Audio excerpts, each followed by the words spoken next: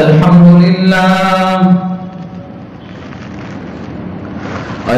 لله نحمده ونستعينه ونستغفره ونؤمن به ونتوكل عليه ونعوذ بالله من شرور أنفسنا ومن سيئات أعمالنا من يهده الله فلا مضل له ومن يضلله فلا هادي له ونشهد أن لا إله إلا الله وحده لا شريك له ونشهد أن سيدنا ومولانا محمدا عبده ورسوله أما بعد فأعوذ بالله من الشيطان الرجيم بسم الله الرحمن الرحيم ويل للمطففين الذين إذا اكتالوا على الناس يستوفون وإذا كالوهم أو وزنوهم يخسرون ألا يظن أولئك أنهم مبعوثون ليوم عظيم يوم يقوم الناس لرب العالمين صدق الله العظيم وصدق رسوله النبي الأمي الكريم ونحن على ذلك لمن الشاهدين والشاكرين والحمد لله رب العالمين بلغ العلا بكماله كشف الدجى بجماله حسنت جميع خصاله صلوا عليه وآله اللهم صل على سيدنا محمد وعلى آل سيدنا محمد وبارك وسلم حق تعالی جل شانہ نے اس دنیا میں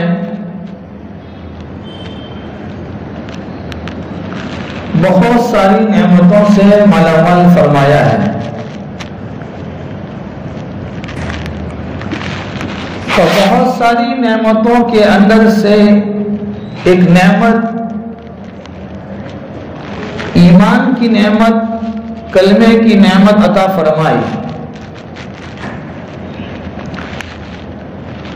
دین اسلام عطا فرما کر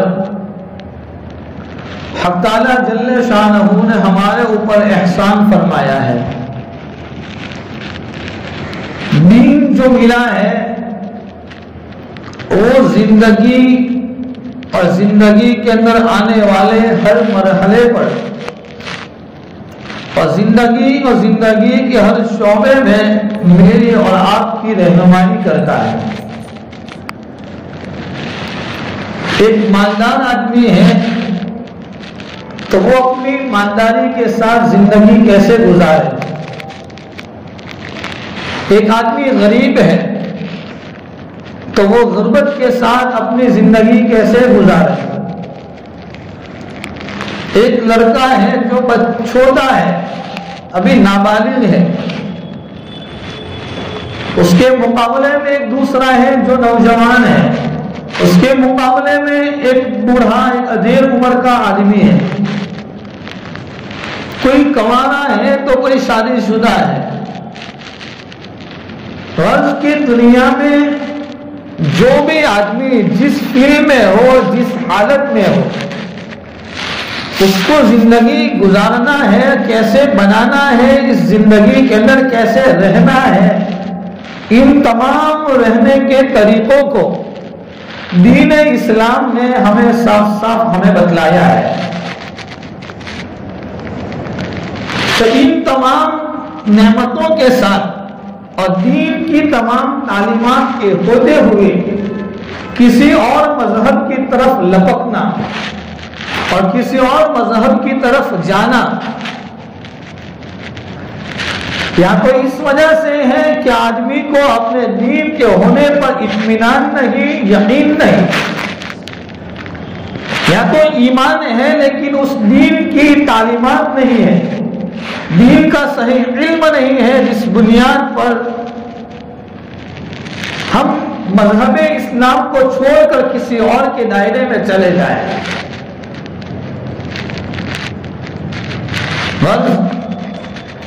سورہ مطففین، یہ جو آیت کریمہ پڑھی ہے وہ سورہ مطففین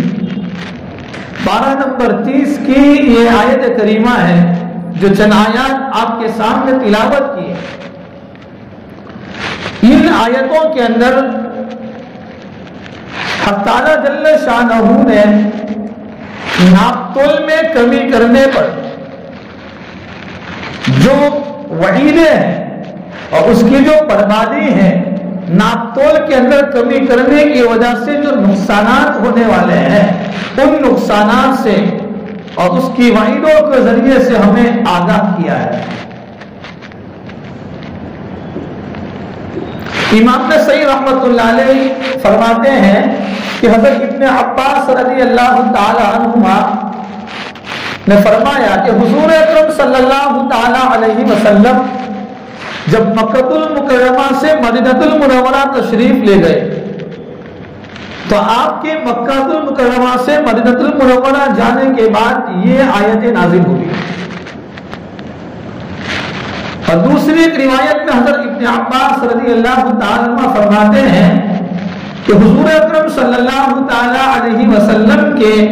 مکہ المکرمہ سے مدینہ المنورہ جانے کے بعد سب سے پہلی سورت جو قرآن کریم کی نازل ہوئی ہے وہ سورہ مطففین کی سورت ہے. یہ سورت نازل ہونے کی وجہ اور اس کا کارن کیا ہے؟ اس کی وجہ یہ ہے کہ جب اللہ کے نبی صلی اللہ تعالی علیہ وسلم مکہ المکرمہ سے مدینہ المنورہ تشریف لے گئے تو آپ نے دیکھا کہ لوگوں کے معاملات، لین دین یہ کئی یعنی ناپتول کے ذریعے سے ہوا کرتے ہیں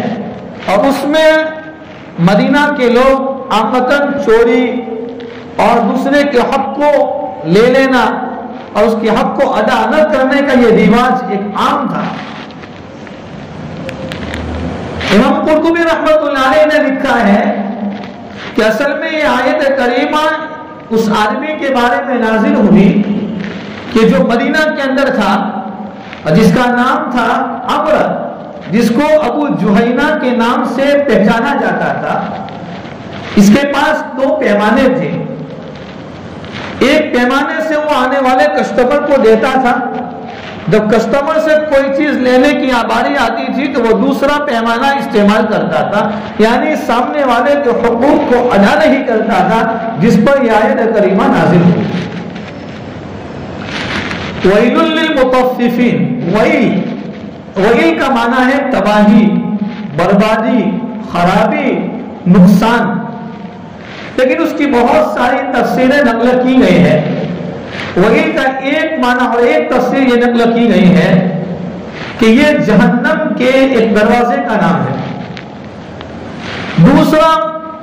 مطلب یہ ہے کہ ویل یہ جہنم کی ایک گڑھے کا نام ہے. تیسری تفسیر یہ ہے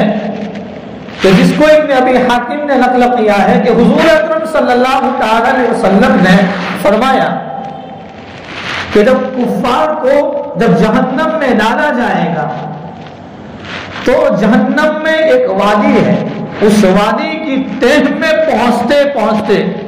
کفار کو 40 سال کا لمبا عرصہ گزر جائے گا. تو ویل کا ایک معنی ہے، ایک تفسیر ہے جہنم کی ایک وادی. اور چوتھے نمبر کی تفسیر یہ ہے کہ ویل یہ جہنم کے ایک پہاڑ کا نام ہے. اس صورت میں नापतोल की कमी के बारे में और लोगों के हुकूक को तबाह और बर्बाद करने पर जो वईदें बयान फरमाई है, यहां ठहर कर एक बात याद रखें कि इस हुए जमीन पर हक ताला ने ऐसी ऐसी कौमें भेजी थी कि हर एक कौम के अंदर कोई ना कोई खराबी थी और हर एक कौम के पास कोई ना कोई ऐसी नाफरमानी थी जिस नाफरमानी और बगावत की बुनियाद पर उस कौम को हक ताला ने इस जमीन पर तबाह और बर्बाद किया है। और क़यामत तक आने वाले तमाम इंसानों को पैगाम दिया गया कि जिस तरीके से अगली कौमों को हमने हलाक किया है, अगली कौमों को हमने तबाह और बर्बाद किया है, इनको नामों को मिटाया है, उनकी ताकतों को खत्म किया है। याद रखो उम्मत मुहम्मदिया, अगर तुम मेरे लाडले नबी की उम्मत हो, लेकिन मैं तुम्हारे नबी के सदक़े में और तुम्हारे नबी की दुआओं के सदक़े में और मेरे लाडले नबी की दुआओं के सदक़े में मैं पूरी कौम को एक साथ तो हलाक नहीं करूंगा, लेकिन अगर तुम्हारे में ये खराबी पाई गई, किसी बस्ती में ये चीजें पाई गई, तो मैं उनको हलाक करूंगा। तो इस पूरे जमीन पर ऐसी ऐसी कौमें आई। हज़रत नूह अलैहिस्सलातु वस्सलाम की कौम आई, जिसको कौमे नूह से याद किया जाता है कि प्यारे नबी हज़रत नूह अलैहिस्सलातु वस्सलाम ने कैसी दीन की मेहनत और कैसे उनके पीछे दीन की दावत और दीन का पैगाम पहुंचाया, लेकिन कौम अपनी हददर्मी पर पड़ी रही और नाशुक्री और बगावत पर तरी रही। तो हक ताला ने हज़रत नूह अलैहिस्सलाम से फरमाया, ए नूह, अब आप अपनी उम्मत की दुआ के लिए हाथ मत उठाना, अब हमने फैसला कर लिया है, अब हमने इरादा कर लिया है इस कौम को हलाक करने का, इस कौम को पानी में डुबोने का, अब आप उनके लिए दुआ करने के लिए हाथ मत उठाइएगा।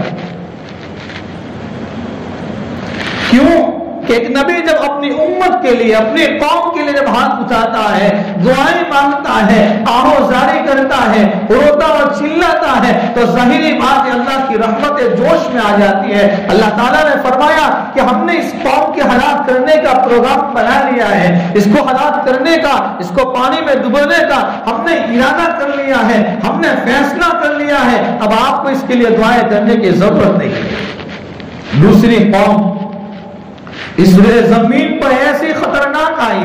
जो यूं कहती थी, हुआ शद्दु मिन्ना कुव्वा, हमसे ज्यादा ताकतवर, हमसे ज्यादा सलाहियत वाली, हमसे ज्यादा कोई शक्तिमान और ऐसी कोई ताकतवर कौम इस जमीन पर नहीं आई। ऐसी ताकतें हमारे पास है और आज तक रुए जमीन पर ऐसी कोई कौम पैदा नहीं हुई है, न पैदा होगी, ऐसी ताकतवर कौम है। लेकिन अल्लाह ताला ने जब उनको हलाक किया है तो ऐसे खतरनाक हलाक किया है, ऐसे तबाह बर्बाद किया है कि जैसे जब उनकी लाशें जमीन पर पड़ी है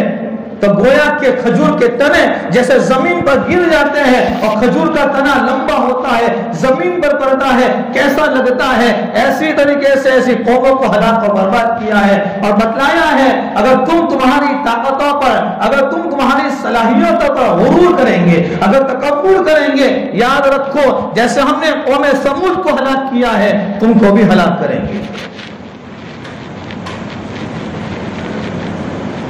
कुफ्र के साथ हुकूमत चल सकती है,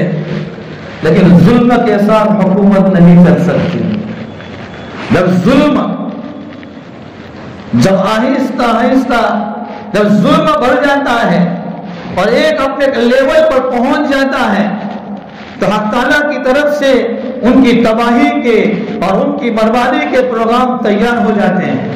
और उनकी बर्बादी के प्रोग्राम ऐसे तैयार होते हैं कि वो कौम अपने जुल्म की बुनियाद पर और दूसरों के हुकूक के पामाल की बुनियाद पर हक ताला ऐसी कौमों को, ऐसे लोगों को, ऐसी सोसाइटियों को ऐसे हलाक करते हैं कि आदमी ने कभी वह गुमान नहीं किया होगा। दुनिया की हुकूमतें भी कुफ्र के साथ चल सकती है, लेकिन जुल्म के साथ नहीं चल सकती। जुल्म ये हक ताला को पसंद नहीं है। खैर, तो ये सूरह मुतफ्फिफीन की जो आयतें हैं, تو جس طریقے سے اگلی قوموں کو حق تعالیٰ نے ہلاک کیا ہے تو اس روئے زمین پر ایک قوم ایسی گزری ہے جس کو قوم شعیب کے نام سے یاد کیا جاتا ہے، اور ان کے عمر خطیب الانبیاء حضرت شعیب علیہ السلام مبعوث ہوئے، اور آپ نے دین کی دعوت کو پہنچایا، دین کے پیغام کو پہنچایا، اپنی قوم کو رات اور دن سمجھاتے رہے کہ آپ اللہ کو ایک مانو، آپ اللہ تعالیٰ کے علاوہ کسی کے سامنے کسی کی عبادت نہ کرو، اللہ کی ذات اکیلی ہے، وہ تنے تنہا ہے، وہ طاقتوں کا مالک ہے، ربوبیت اس کی ہے، وحدانیت اس کی ہے، الوہیت اس کی ہے، وہ ساری طاقتوں کا مالک ہے، سارے خزانوں کا مالک ہے، وہ بادشاہوں کا بھی رب ہے، بادشاہوں کے بادشاہوں کا بھی رب ہے، وہ ساری دنیا کی کائنات کا وہ مالک ہے، اور ایسا تنے تنہا مالک ہے کہ اس کے سامنے کسی کی چلنے والی نہیں ہے، نہ اس کے سامنے کسی کا کوئی اثر ہو سکتا ہے، ایسی طاقت کا مالک ہے۔ تو شعیب علیہ السلام اپنی قوم کو سمجھاتے رہے، دین کی دعوت کو پہنچاتے رہے، اور نمازوں کی تاکید کرتے رہے، الصلاۃ تأمرک ان نترک ما یعبد آباؤنا او ان نفعل فی اموالنا ما نشاء۔ تو قوم یوں کہتی تھی، کیا شعیب تو ہمیں نماز کا حکم کرتا ہے کہ ہم روزے رکھیں، کہ ہم زکوٰۃ ادا کریں، کہ ہم حج کے فریضوں کو ادا کریں، کیا ہم اپنے دوسرے معبودوں کو چھوڑ کر ایک تنے تنہا مالک کی عبادت کریں؟ تو جس طریقے سے دوسری قوموں میں ایک گناہ ایسا خطرناک تھا، قوم لوط تھی جس میں ایک گناہ بہت زیادہ شدید اور بہت زیادہ خطرناک تھا، اسی طریقے سے اس قوم شعیب کے اندر ایسا خطرناک گناہ تھا کہ راستے میں چلنے والے مسافروں کو لوٹ لیا کرتی تھی، مبلچین کا کام کیا کرتی تھی، کسی کے مال و دولت پر ناحق طور پر قبضہ کر لیا کرتی تھی، کسی کی دکانوں پر حملہ کر لیا کرتی تھی۔ لیکن پیغمبر سمجھاتے رہے، قوم اپنی اس حرکت پر اور اس کرتوت پر تلی رہی، تو حق تعالیٰ جل شانہ نے اس جیسی قوم کو ہلاک کرنے کا پروگرام بنایا۔ جب بارش نہیں ہو رہی تھی، بہت پریشان تھے، کیا کیا جائے؟ تو بارش کے نہ ہونے کی وجہ سے پریشان تھے، بے چین تھے، راحت اور سکون لینے کے لیے، اطمینان حاصل کرنے کے لیے مارے پھرتی تھی۔ 7 دن تک، 1 ہفتے تک پانی کا نام و نشان نہیں۔ جب بادل کا ٹکڑا آیا، قوم سمجھنے لگی چلو ہمارے لیے آسمانوں سے بارش برسے گی، پانی برسے گا، ہمارا کام ہو جائے گا۔ لیکن حق تعالیٰ کا نظام دوسری طرف چلتا تھا۔ حق تعالیٰ نے اس بادل کے ٹکڑے کے پاس پوری قوم کو بھیجا، اور پوری قوم اس نیت کے ساتھ گئی تھی کہ چلو ٹھنڈی ہوائیں چل رہی ہے، بادل کا کالا ٹکڑا آیا ہے، اب آسمانوں سے پانی برسے گا۔ لیکن حق تعالیٰ وہ قادر مطلق ہے، وہ طاقتوں کا مالک ہے کہ پانی برسانے کے بجائے حق تعالیٰ نے آسمانوں سے پتھر کی بارش برسائی، اور اس پوری زمین وہاں سے آگ برسائی، اور پوری قوم کو اس آگ کی لپیٹ میں لے کر ہلاک و برباد کر دیا۔ وَيْلٌ لِّلْمُطَفِّفِينَ، ہلاکت ہے، بربادی ہے، خسران ہے، نقصان ہے ناپ تول میں کمی کرنے والوں کے لیے۔ یاد رکھو میرے بھائیو، یہ قرآن قیامت تک رہنے والی کتاب ہے، تو قرآن کے احکام قیامت تک رہنے والے احکام ہے، اس کو دنیا کی کوئی طاقت نہیں مٹا سکتی ہے۔ دنیا کی طاقتیں چاہے کچھ بھی کر لے، میرا اور آپ کا ایمان ہے، میرا اور آپ کا یہ عقیدہ ہے کہ جس نے قرآن کو بدلنے کی کوشش کی ہے، قرآن نہیں بدلا ہے، قرآن کا نہ ایک حرف بدلا ہے، نہ قرآن کا ایک نقطہ بدلا ہے، لیکن جنہوں نے قرآن کو بدلنے کی کوشش کی ہے، جنہوں نے قرآن کو جلانے کے پروگرام بنائے ہیں، حق تعالیٰ نے ان کی زندگیوں کو بدل دیا ہے، ایسی قوموں کو بدل دیا ہے، ایسے لوگوں کو بدل دیا ہے۔ تو یاد رکھو، جس طریقے سے قوم شعیب کو ہلاک کیا ہے، آج ہم تھوڑی دیر کے لیے سوچیں کہ کیا یہ حرکتیں اور یہ چیزیں اور یہ گناہ جس بنیاد کے اوپر قوم شعیب کو ہلاک کیا گیا ہے، ایک دوسرے کے مال لینے کے اندر، ایک دوسرے کے ناحق طور پر قبضہ کرنے پر، کیا یہ کام ہماری زندگی میں ہے کہ نہیں؟ ہماری زندگی میں یہ کام ہے کہ نہیں ہے؟ ناپ تول۔ امام حسن بصری رحمۃ اللہ علیہ فرماتے ہیں کہ صرف یہ ناپ تول صرف عبادتوں کے لیے نہیں ہے، کہ صرف معاملات کے لیے نہیں، بلکہ عبادتوں کے اور دین کے دوسرے شعبے میں بھی یہ شامل ہے۔ اس لیے یاد رکھنا چاہیے کہ جس طریقے سے حقوق کی لائن ایک لمبی اور وسیع ہے، ان حقوق کی دائرے میں آج میں بھی یہ مانتا ہوں کہ میرے حقوق کو ادا نہیں کرتا۔ ہم ہر ایک کا یہ اعلان ہے، ہر ایک کی یہ آرزو، یہ تمنا ہے کہ لوگ ہمارے حقوق کو ادا نہیں کرتے۔ کیا کبھی ہم نے غریبان میں جان کر یہ دیکھا، یہ سوچا کہ کیا میں سامنے والے کا کتنا حق ادا کرتا ہوں؟ حضرت عمر رضی اللہ تعالیٰ عنہ کے زمانے میں ایک آدمی، ایک باپ اپنے بیٹے کو لے کر آیا اور بیٹے کو لے کر آ کر کہا کہ امیر المومنین یہ میرا لڑکا ہے، یہ میری مانتا نہیں ہے، میری باتوں پر عمل نہیں کرتا ہے۔ امیر المومنین ڈانٹنے لگے اس بات سے، تو بیٹے نے کہا امیر المومنین بعد میں، اس بچے سے ڈانٹنے لگے، بچے نے کہا ٹھہر جائیے، پہلے میری بات بھی آپ سن لیجیے۔ کیا کہ جس طریقے سے میرا باپ یہ شکایت کرتا ہے کہ میں میرے باپ کا حق ادا نہیں کرتا، تو کیا باپ کی ذمہ کوئی ضروری نہیں کہ بیٹے کا حق ادا کرے؟ کہ ہاں دونوں کا حق ہے۔ کہا کہ میرے باپ نے میرا حق ادا نہیں کیا ہے، تو کہا کیا حق ادا نہیں کیا ہے؟ تو کہا کہ ماں باپ کے اوپر اولاد کی طرف سے کیا حق ہے؟ امیر المومنین فرمانے لگے کہ سب سے پہلا حق یہ ہے کہ بچے کے لیے اچھی ماں کا انتخاب کیا جائے۔ تو وہ لڑکا کہنے لگا کہ میری ماں تو ایک باندھی ہے۔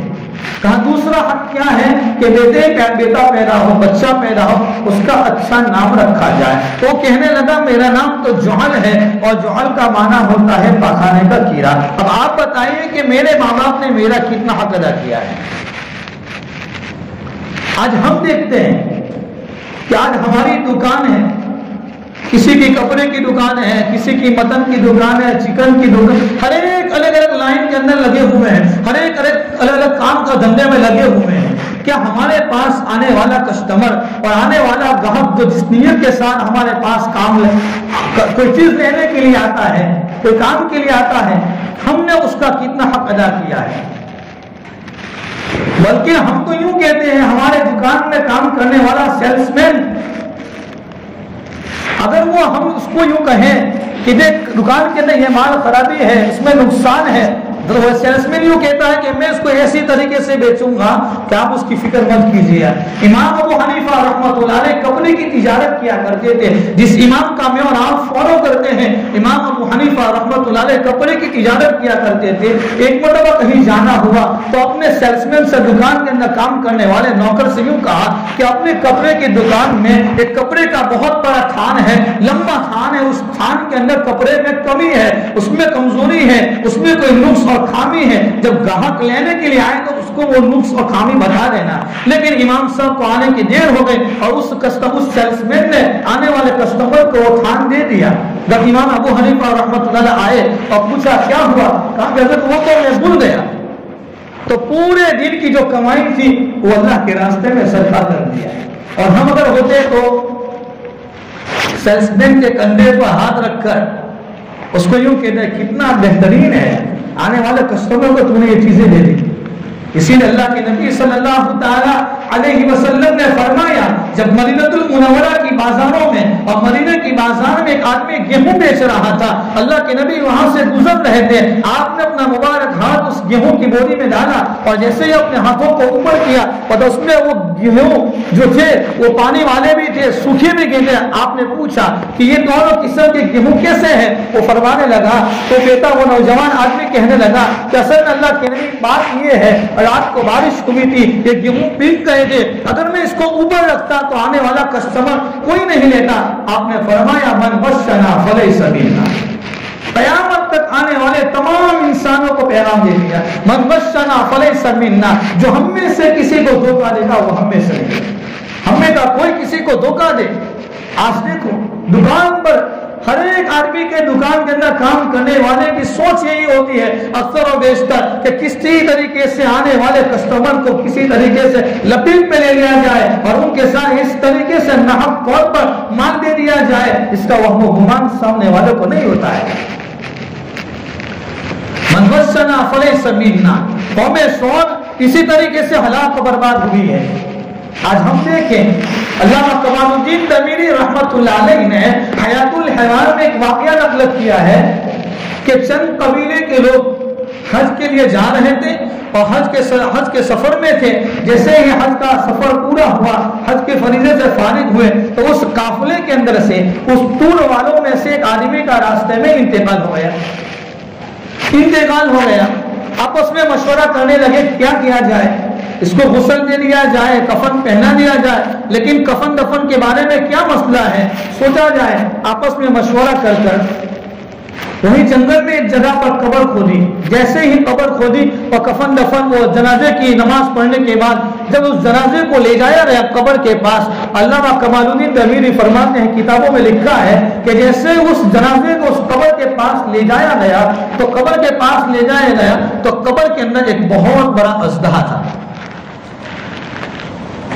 تو واپس وہ قبر میں دفن نہیں کیا, الگ ہو گئے. دوسری قبر کھودی تو یہ اژدہا واپس دوسری قبر میں پہنچا. تیسری قبر کھودی تو یہ اژدہا واپس تیسری جگہ پہنچا. بہت پریشان تھے, کیا کیا جائے. امیر صاحب نے اس ٹور والوں میں سے جو امیر تھے, جو ذمہ دار تھے, اس نے آپس میں مشورہ کر ایک دو آدمی کو مکہ المکرمہ فتویٰ پوچھنے کے لیے بھیجا.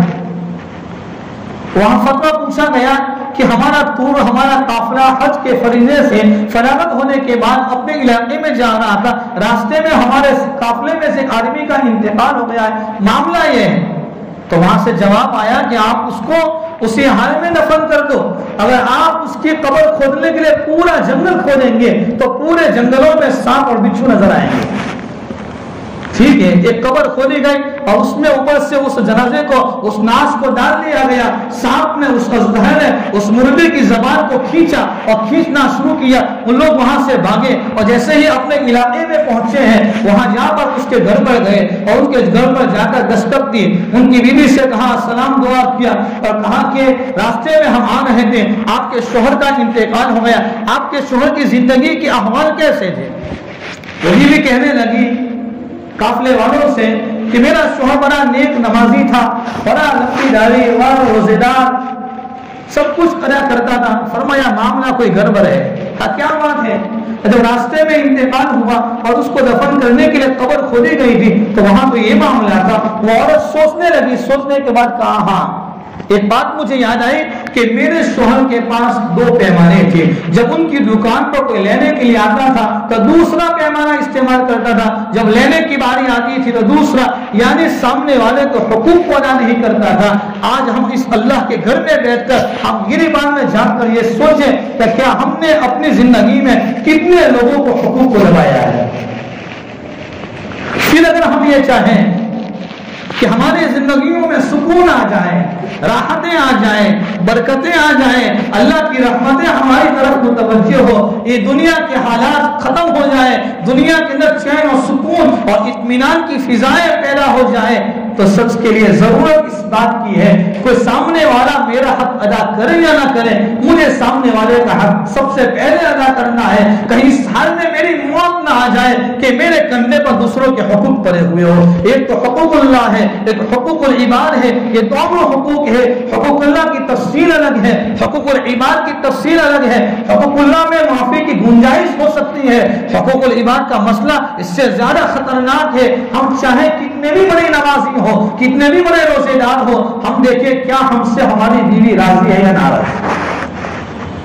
بیوی کے حق ادا نہیں کرتے ہیں, بچوں کے حق ادا نہیں کرتے ہیں, پڑوسیوں کے حقوق ادا نہیں کرتے ہیں, محلے میں رہنے والوں کے حقوق ادا نہیں کرتے ہیں, چاہے وہ مسلمان ہو یا غیر مسلم ہو. راستے میں چل رہے ہیں, سفر میں ہیں, ہم مسافروں کے حقوق ادا نہیں کرتے. جب ہمارے پاس ان تمام حقوق کے بجائے حق تلفی ہوگی, سامنے والے کا حق ادا نہیں کریں گے, تو ظاہری بات ہے آدمی کتنی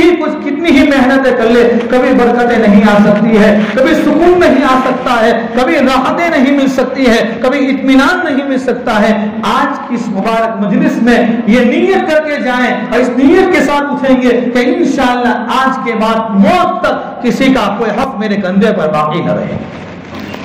نمازیں پڑھنا اور روزے رکھنا اور زکات ادا کرنا اور ایک دوسرے کے ساتھ معاملات کرنا, اور اس کے بجائے ہم دیکھیں اپنے گریبان میں جان کر کس کا حق میرے اوپر باقی ہے. نیت کرو اس بات کی کہ انشاءاللہ ہماری زندگی کے اندر ہمارے پر کسی کا کوئی ذرہ برابر حق باقی نہ رہے. اور یاد رکھو اس مبارک مجلس سے ایک دوسرا پیغام، ایک دوسرا میسج جو اس ٹاپک سے دور ہے لیکن کچھ فکر میں آیا، دل میں آیا تو وہ آپ کے سامنے پیش کر دوں کہ دنیا کے جو حالات ہیں اور دنیا کے جو اس وقت جو حالات چل رہے ہیں، ان حالات سے کوئی بے خبر نہیں، میں آپ ہم سب جانتے ہیں۔ ان حالات میں ایک میسج کی طرف توجہ دلانا چاہتا ہوں، بہت کام کی بات ہے جو ذہن میں آئی اس لیے آپ کے سامنے ذکر کر دوں۔ وہ بات یہ ہے کہ آج کل ہمارے گھروں کے اندر ہماری بیوی کا، بچوں کا، گھر میں رہنے والے جتنے بھی ممبر، جتنے بھی افراد ہیں، ان کے ڈاکیومنٹس، آدھار کارڈ ہے، پان کارڈ ہے، دوسرے گورنمنٹ کی لائن کے اعتبار سے جتنے بھی ڈاکیومنٹس ہیں، ان میں ہماری طرف سے کوتاہیاں ہیں۔ کوتاہیاں کس بات کی؟ ہمارا کوئی ڈاکیومنٹ صحیح نہیں ہوتا ہے، پان کارڈ میں نام الگ ہوتا ہے، آدھار کارڈ میں نام الگ ہوتا ہے، پاسپورٹ میں نام الگ ہوتا ہے۔ تو آج کی اس مبارک مجلس سے اور اس ممبر کے ذریعے سے یہ پیغام دینا چاہتا ہوں کہ ہم مسلمان ہیں، ہم یہ بے فکری سے زندگی نہیں گزارنے والے، ہم ایک ذمہ دار قوم ہیں۔ ہمیں ایسے حالات کے اندر ہمارے ہر ایک کے گھر کے تمام ڈاکیومنٹس ایسے کمپلیٹ ہونے چاہیے کہ جب ہمیں دین میں، جب کبھی ہمیں رات میں ضرورت پڑے تو ہم وہ بتانے کے لیے ہمارے پاس وہ جواب ہو سکے۔